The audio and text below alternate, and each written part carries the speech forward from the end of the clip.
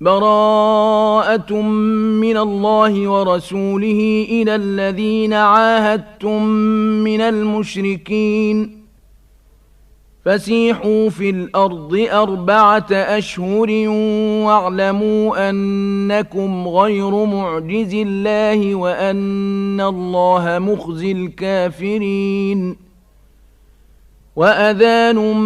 من الله ورسوله إلى الناس يوم الحج الأكبر أن الله بريء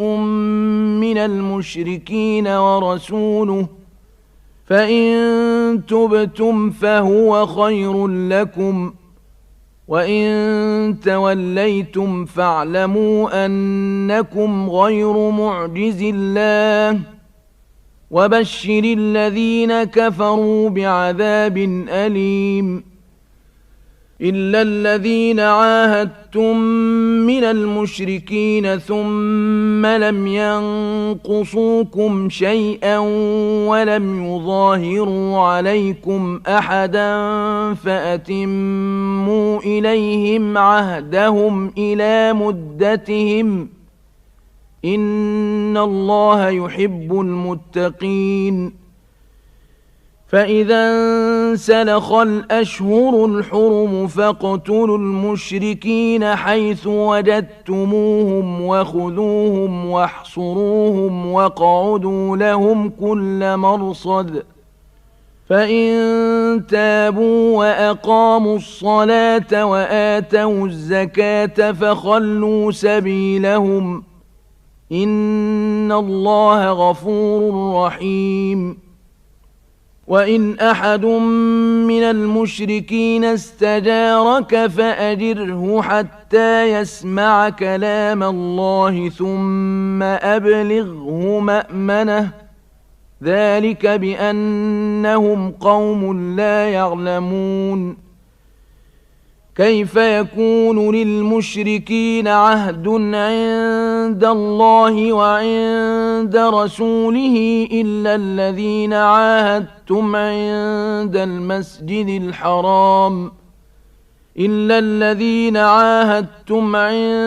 المسجد الحرام فما استقاموا لكم فاستقيموا لهم إن الله يحب المتقين كيف وإن يظهروا عليكم لا يرقبوا فيكم إلا ولا ذمة يرضونكم بأفواههم وتأبى قلوبهم وأكثرهم فاسقون اشتروا بآيات الله ثمنا قليلا فصدوا عن سبيله إنهم ساء ما كانوا يعملون لا يرقبون في مؤمن إلا ولا ذمة وأولئك هم المعتدون فإن تابوا وأقاموا الصلاة وآتوا الزكاة فإخوانكم في الدين ونفصل الآيات لقوم يعلمون وإن نكثوا أيمانهم من بعد عهدهم وطعنوا في دينكم فقاتلوا أئمة الكفر إنهم لا أيمان لهم لعلهم ينتهون ألا تقاتلون قوما نكثوا أيمانهم وهموا بإخراج الرسول وهم بدؤوكم أول مرة أتخشونهم فالله أحق أن تخشوه إن كنتم مؤمنين قاتلوهم يعذبهم الله بأيديكم ويخزهم وينصركم عليهم ويشف صدور قوم مؤمنين ويذهب غيظ قلوبهم ويتوب الله على من يشاء والله عليم حكيم. أم حسبتم أن تتركوا ولما يعلم الله الذين جاهدوا منكم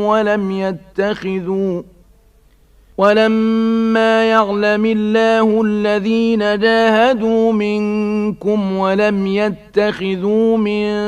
دون الله ولا رسوله ولا المؤمنين وليجة والله خبير بما تعملون.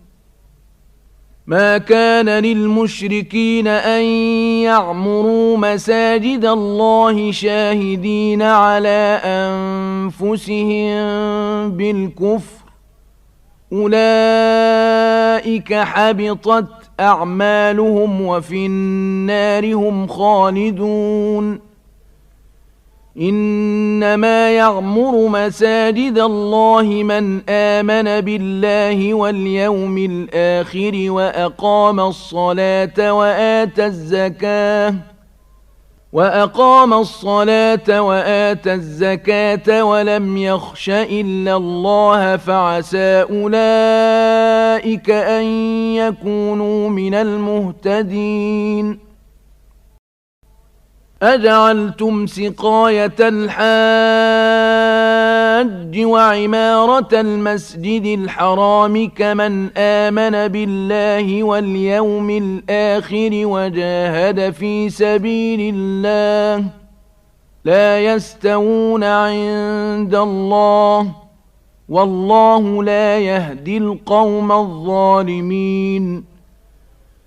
الذين آمنوا وهاجروا وجاهدوا في سبيل الله بأموالهم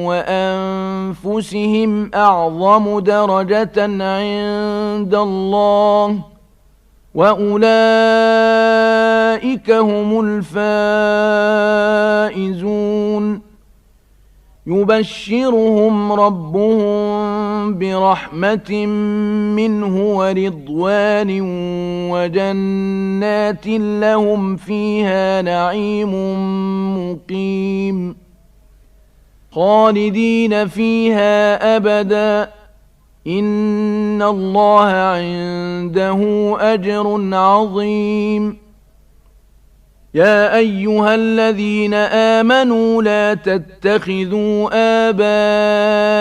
آباءكم وإخوانكم أولياء إن استحبوا الكفر على الإيمان ومن يتولهم منكم فأولئك هم الظالمون. قل إن كان آباؤكم وأبناؤكم وإخوانكم وأزواجكم وعشيرتكم وأموال اقترفتموها وتجارة تخشون كسادها ومساكن ترضونها أحب إليكم من الله ورسوله وجهاد في سبيله فتربصوا حتى يأتي الله بأمره والله لا يهدي القوم الفاسقين. لقد نصركم الله في مواطن كثيرة ويوم حنين إذ أعجبتكم كثرتكم فلم تغن عنكم شيئا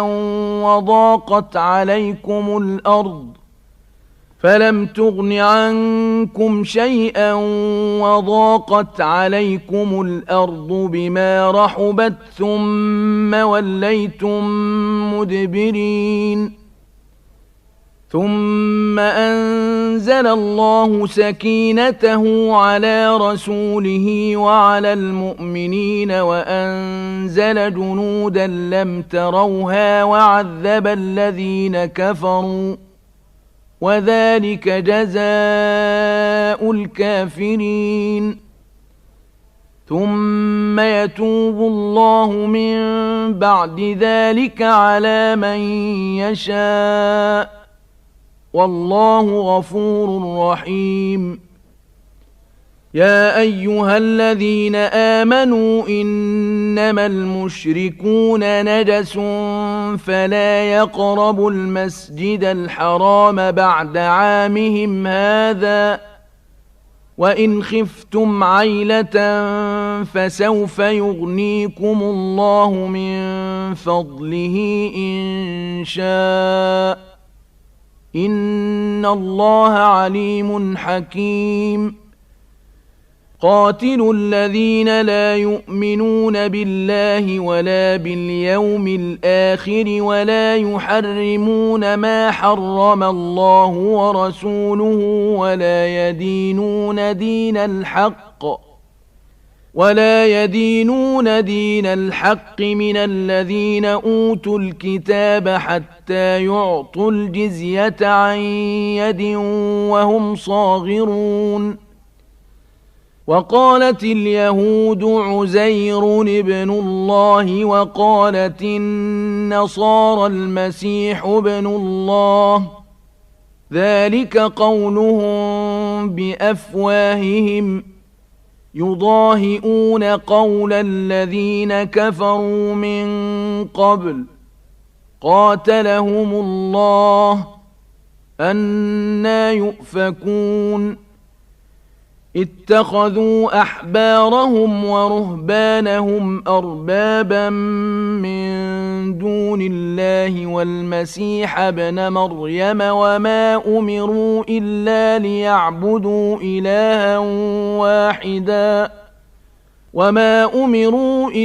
ليعبدوا إلها واحدا لا إله إلا هو سبحانه عما يشركون.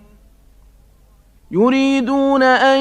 يطفئوا نور الله بأفواههم ويأبى الله إلا أن يتم نوره ولو كره الكافرون. هو الذي أرسل رسوله بالهدى ودين الحق ليظهره على الدين كله ولو كره المشركون. يا أيها الذين آمنوا إن كثيرا من الأحبار والرهبان ليأكلون أموال الناس بالباطل ويصدون عن سبيل الله والذين يكنزون الذهب والفضة ولا ينفقونها في سبيل الله فبشرهم بعذاب أليم. يوم يحمى عليها في نار جهنم فتكوى بها جباههم وجنوبهم وظهورهم هذا ما كنزتم لأنفسكم فذوقوا ما كنتم تكنزون. إن عدة الشهور عند الله 12 شهرا في كتاب الله يوم خلق السماوات والأرض منها 4 حرم ذلك الدين القيم فلا تظلموا فيهن أنفسكم وقاتلوا المشركين كافة كما يقاتلونكم كافة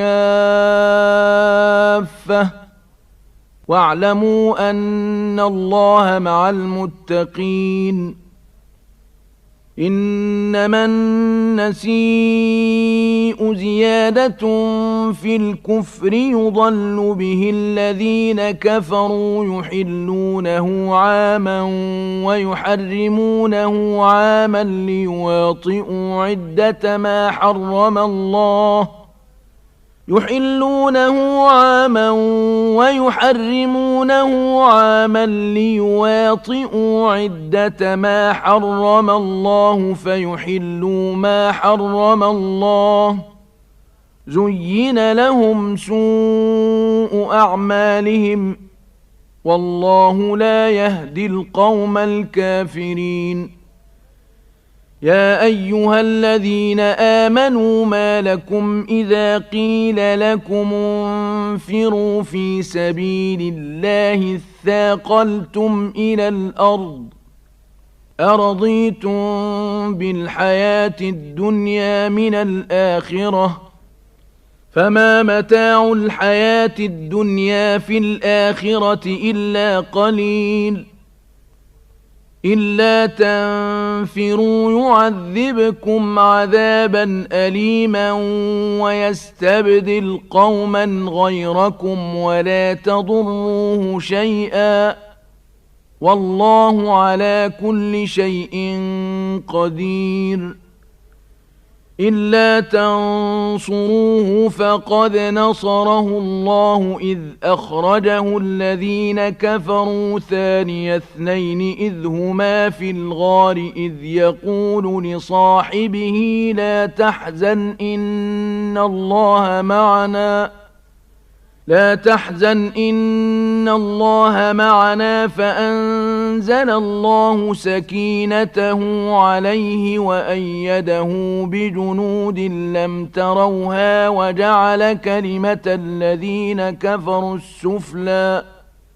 وكلمة الله هي العليا والله عزيز حكيم. انفروا خفافا وثقالا وجاهدوا بأموالكم وأنفسكم في سبيل الله ذلكم خير لكم إن كنتم تعلمون. لو كان عرضا قريبا وسفرا قاصدا لاتبعوك ولكن بعدت عليهم الشقة وسيحلفون بالله لو استطعنا لخرجنا معكم يهلكون أنفسهم والله يعلم إنهم لكاذبون. عفى الله عنك لم أذنت لهم حتى يتبين لك الذين صدقوا وتعلم الكاذبين. لا يستأذنك الذين يؤمنون بالله واليوم الآخر أن يجاهدوا بأموالهم وأنفسهم والله عليم بالمتقين. إنما يستأذنك الذين لا يؤمنون بالله واليوم الآخر وارتابت قلوبهم فهم في ريبهم يترددون. ولو أرادوا الخروج لأعدوا له عدة ولكن كره الله بعاثهم فثبطهم وقيل اقعدوا مع القاعدين. لو خرجوا فيكم ما زادوكم إلا خبالا ولأوضعوا خلالكم يبغونكم الفتنة وفيكم سماعون لهم والله عليم بالظالمين. لقد ابتغوا الفتنة من قبل وقلبوا لك الأمور حتى جاء الحق وظهر أمر الله وهم كارهون. ومنهم من يقول ائذن لي ولا تفتني ألا في الفتنة سقطوا وإن جهنم لمحيطة بالكافرين. إن تصبك حسنة تسؤهم وإن تصبك مصيبة يقولوا قد أخذنا أمرنا من قبل ويتولوا وهم فرحون. قل لن يصيبنا إلا ما كتب الله لنا هو مولانا وعلى الله فليتوكل المؤمنون قل هل تربصون بنا إلا إحدى الحسنيين ونحن نتربص بكم أن يصيبكم الله بعذاب من عنده أو بأيدينا فتربصوا إنا معكم متربصون قل أنفقوا طوعا أو كرها لن يتقبل منكم إنكم كنتم قوما فاسقين وما منعهم أن تقبل منهم نفقاتهم إلا أنهم كفروا بالله وبرسوله ولا يأتون الصلاة إلا وهم كسالى كفروا بالله وبرسوله ولا يأتون الصلاة إلا وهم كسالى ولا ينفقون إلا وهم كارهون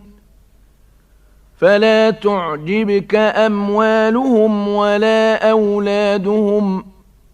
إنما يريد الله ليعذبهم بها في الحياة الدنيا وتزهق أنفسهم وهم كافرون ويحلفون بالله إنهم لمنكم وما هم منكم ولكنهم قوم يفرقون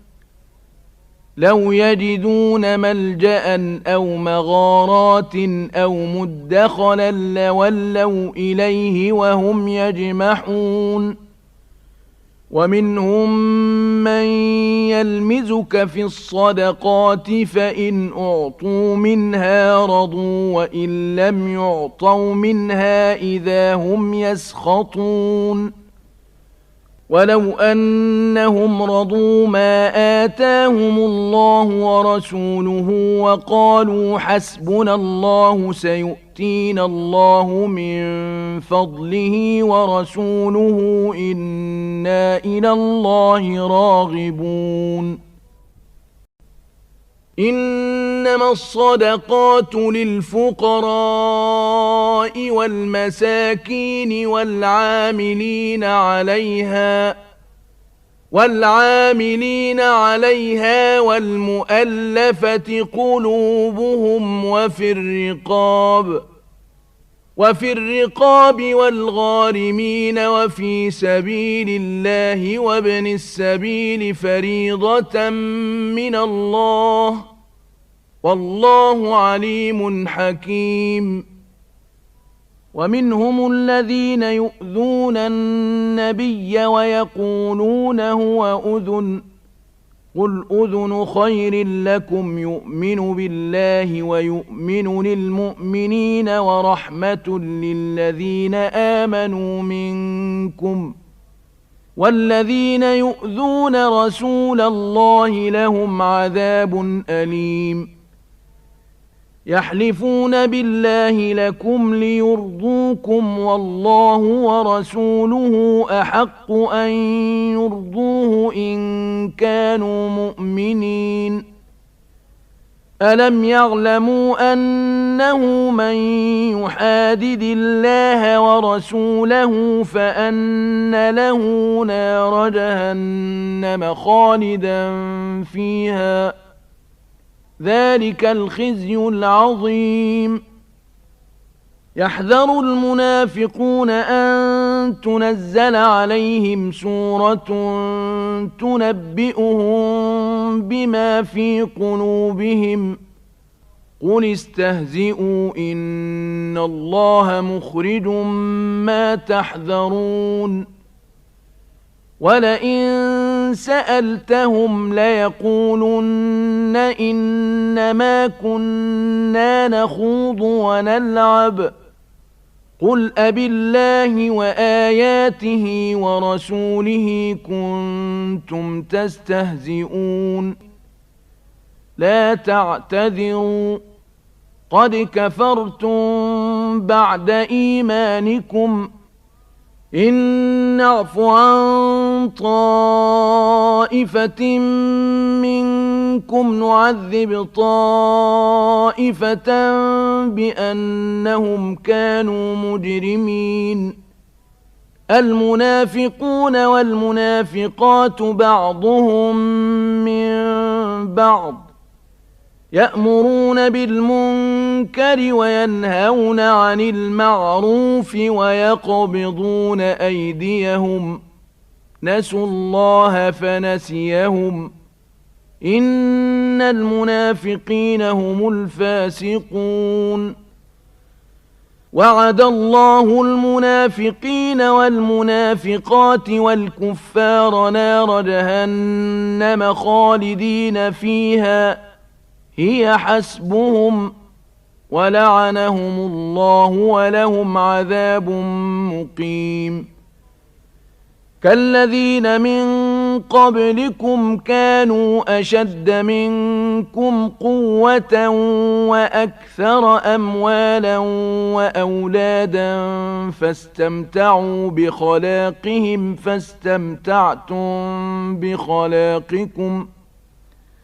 فاستمتعوا بخلاقكم كما استمتع الذين من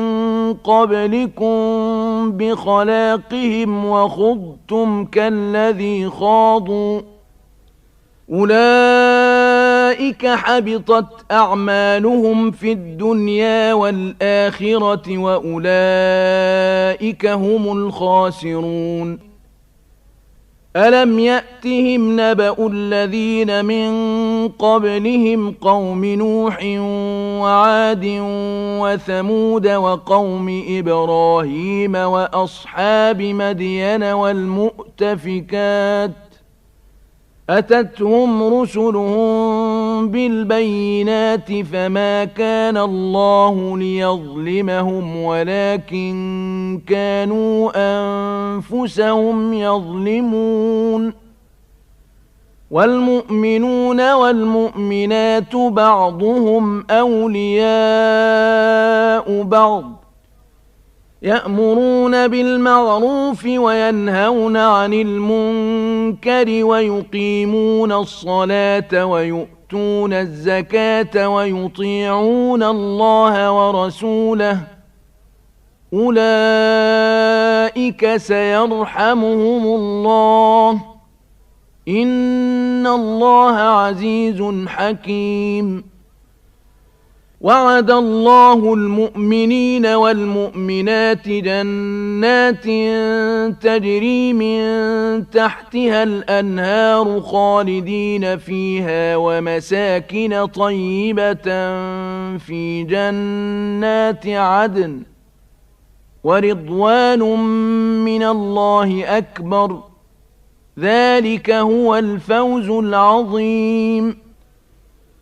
يا أيها النبي جاهد الكفار والمنافقين واغلظ عليهم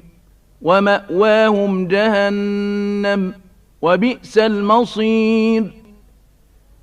يحلفون بالله ما قالوا ولقد قالوا كلمة الكفر وكفروا بعد إسلامهم وهموا بما لم ينالوا وما نقموا إلا أن أغناهم الله ورسوله من فضله فإن يتوبوا يك خيرا لهم وإن يتولوا يعذبهم الله عذابا أليما في الدنيا والآخرة وما لهم في الأرض من ولي ولا نصير ومنهم من عاهد الله لئن آتانا من فضله لنصدقن ولنكونن من الصالحين فلما آتاهم من فضله بخلوا به وتولوا وهم معرضون فأعقبهم نفاقا في قلوبهم إلى يوم يلقونه بما أخلفوا الله ما وعدوه وبما كانوا يكذبون ألم يعلموا أن الله يعلم سرهم ونجواهم وأن الله علام الغيوب الذين يلمزون المطوعين من المؤمنين في الصدقات والذين لا يجدون إلا جهدهم فيسخرون منهم سخر الله منهم ولهم عذاب أليم استغفر لهم أو لا تستغفر لهم إن تستغفر لهم 70 مرة فلن يغفر الله لهم ذلك بأنهم كفروا بالله ورسوله والله لا يهدي القوم الفاسقين فرح المخلفون بمقعدهم خلاف رسول الله وكرهوا أن يجاهدوا بأموالهم وأنفسهم في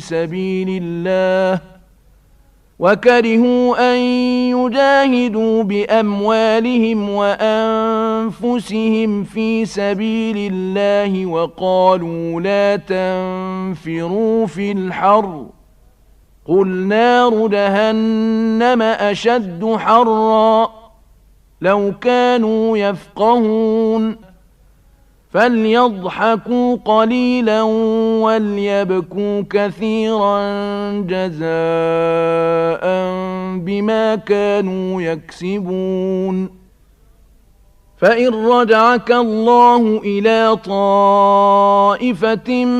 منهم فاستأذنوك للخروج فقل لن تخرجوا معي أبدا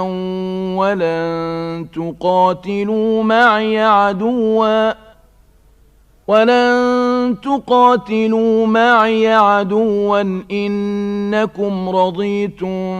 بالقعود أول مرة فاقعدوا مع الخالفين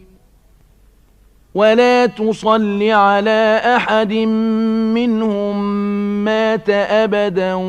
ولا تقم على قبره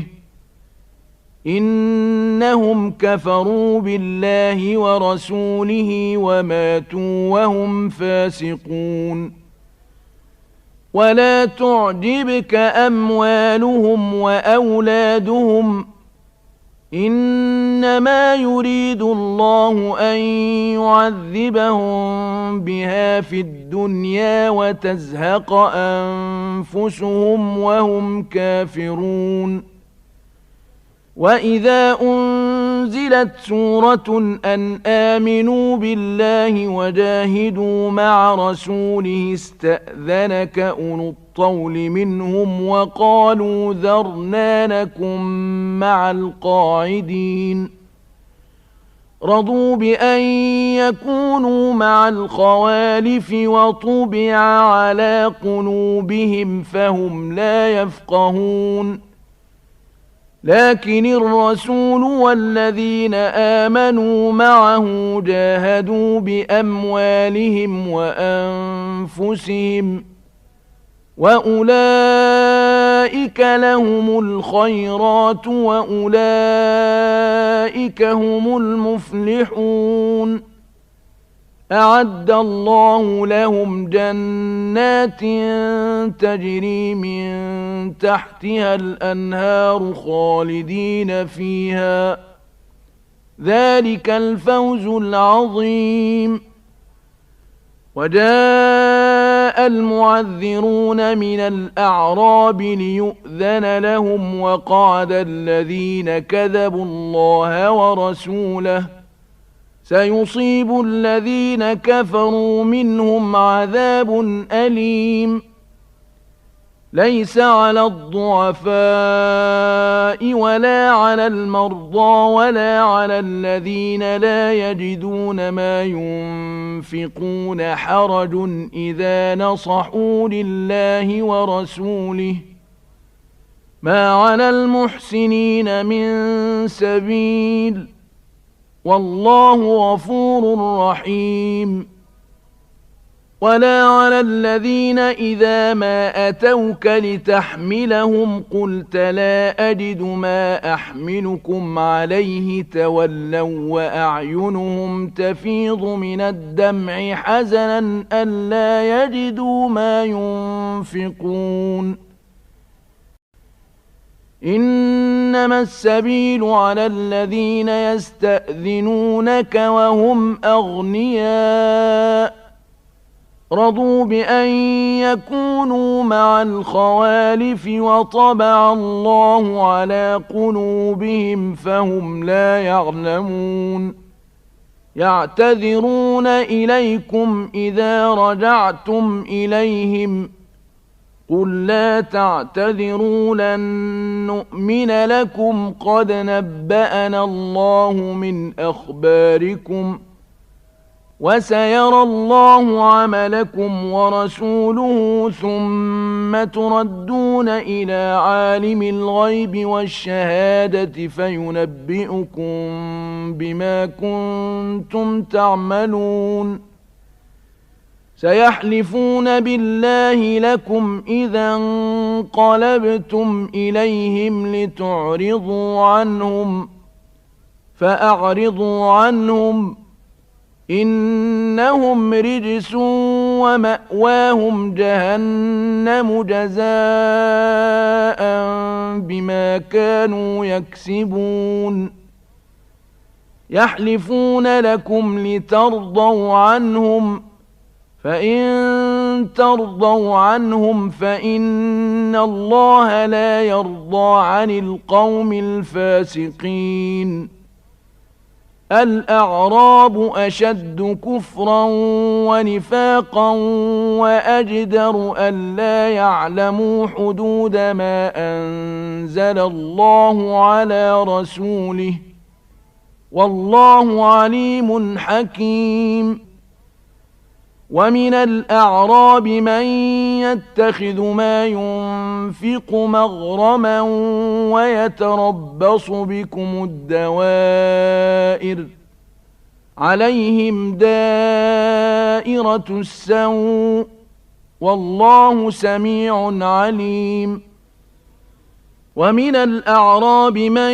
يؤمن بالله واليوم الآخر ويتخذ ما ينفق قربات عند الله وصلوات الرسول ألا إنها قربة لهم سيدخلهم الله في رحمته إن الله غفور رحيم. والسابقون الأولون من المهاجرين والأنصار والذين اتبعوهم بإحسان رضي الله عنهم ورضوا عنه وأعد لهم جنات تجري تحتها الأنهار خالدين فيها أبداً ذلك الفوز العظيم. وممن حولكم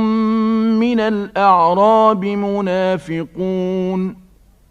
ومن أهل المدينة مردوا على النفاق لا تعلمهم نحن نعلمهم سنعذبهم مرتين ثم يردون إلى عذاب عظيم. وآخرون اعترفوا بذنوبهم خلطوا عملا صالحا وآخر سيئا عسى الله أن يتوب عليهم إن الله غفور رحيم. خذ من أموالهم صدقة تطهرهم وتزكيهم بها وصل عليهم إن صلاتك سكن لهم والله سميع عليم ألم يعلموا أن الله هو يقبل التوبة عن عباده ويأخذ الصدقات وأن الله هو التواب الرحيم وقل اعملوا فسيرى الله عملكم ورسوله والمؤمنون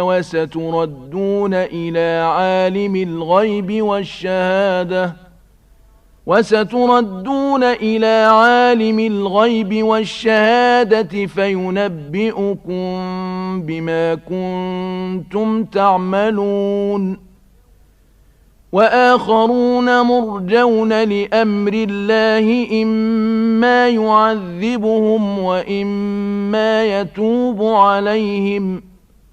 والله عليم حكيم والذين اتخذوا مسجدا ضرارا وكفرا وتفريقا بين المؤمنين وإرصادا لمن حارب الله ورسوله من قبل وليحلفن إن أردنا إلا الحسنى والله يشهد إنهم لكاذبون لا تقم فيه أبدا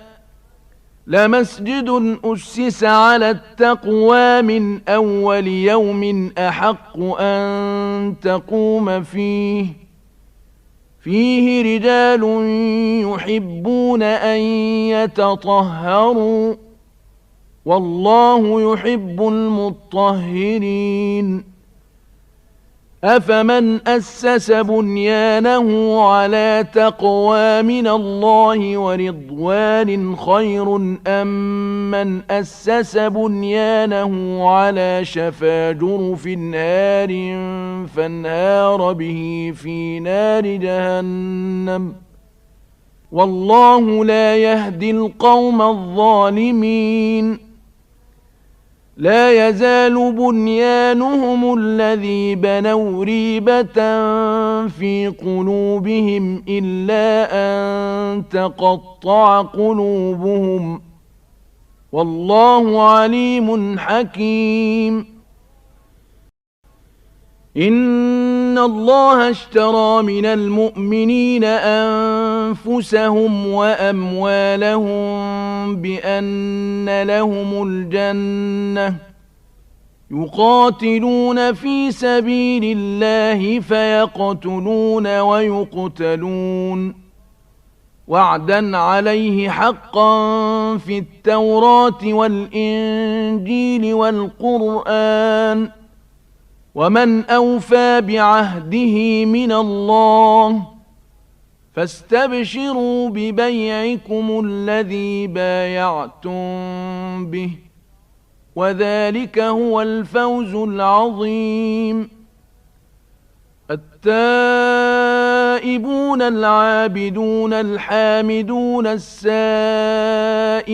الراكعون الساجدون الآمرون بالمعروف والناهون عن المنكر والحافظون لحدود الله وبشر المؤمنين ما كان للنبي والذين آمنوا أن يستغفروا للمشركين ولو كانوا أولي قربى من بعد ما تبين لهم أنهم أصحاب الجحيم وما كان استغفار إبراهيم لأبيه إلا عن موعدة وعدها إياه فلما تبين له أنه عدو لله تبرأ منه إن إبراهيم لأواه حليم وما كان الله ليضل قوما بعد إذ هداهم حتى يبين لهم ما يتقون إن الله بكل شيء عليم إن الله له ملك السماوات والأرض يحيي ويميت وما لكم من دون الله من ولي ولا نصير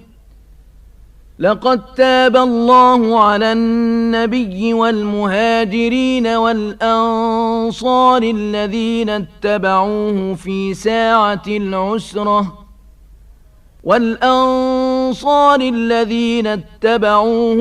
ساعة العسرة من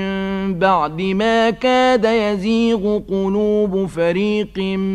منهم ثم تاب عليهم إنه بهم رءوف رحيم وعلى الثلاثة الذين خلفوا حتى إذا ضاقت عليهم الأرض بما رحبت وضاقت عليهم أنفسهم وظنوا أن لا ملجأ من الله إلا إليه ثم تاب عليهم ليتوبوا إن الله هو التواب الرحيم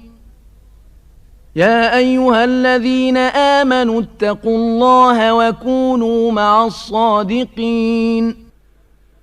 ما كان لأهل المدينة ومن حولهم من الأعراب أن يتخلفوا عن رسول الله ولا يرغبوا بأنفسهم عن نفسه ذلك بأنهم لا يصيبهم ظمأ ولا نصب ولا مخمصة في سبيل الله ولا يطؤون موطئا يغيظ الكفار ولا ينالون من عدو نيلا إلا كتب لهم به عمل صالح إن الله لا يضيع أجر المحسنين ولا ينفقون نفقة صغيرة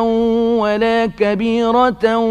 ولا يقطعون واديا إلا كتب لهم ليجزيهم الله أحسن ما كانوا يعملون وما كان المؤمنون لينفروا كافة فلولا نفر من كل فرقة منهم طائفة ليتفقهوا في الدين ولينذروا قومهم إذا رجعوا إليهم لعلهم يحذرون يا أيها الذين آمنوا قاتلوا الذين يلونكم من الكفار وليجدوا فيكم غلظة واعلموا أن الله مع المتقين وإذا ما أنزلت سورة فمنهم من يقول أيكم زادته هذه إيمانا فأما الذين آمنوا فزادتهم إيمانا وهم يستبشرون وأما الذين في قلوبهم مرض فزادتهم رجسا إلى رجسهم وماتوا وهم كافرون أولا يرون أنهم يفتنون في كل عام مرة أو مرتين ثم لا يتوبون ولا هم يذكرون وإذا ما أنزلت سورة نظر بعضهم إلى بعض هل يراكم من أحد ثم انصرفوا صرف الله قلوبهم بأنهم قوم لا يفقهون لقد جاءكم رسول من أنفسكم عزيز عليه ما عنتم حريص عليكم بالمؤمنين رؤوف رحيم فإن تولوا فقل حسبي الله لا إله إلا هو عليه توكلت وهو رب العرش العظيم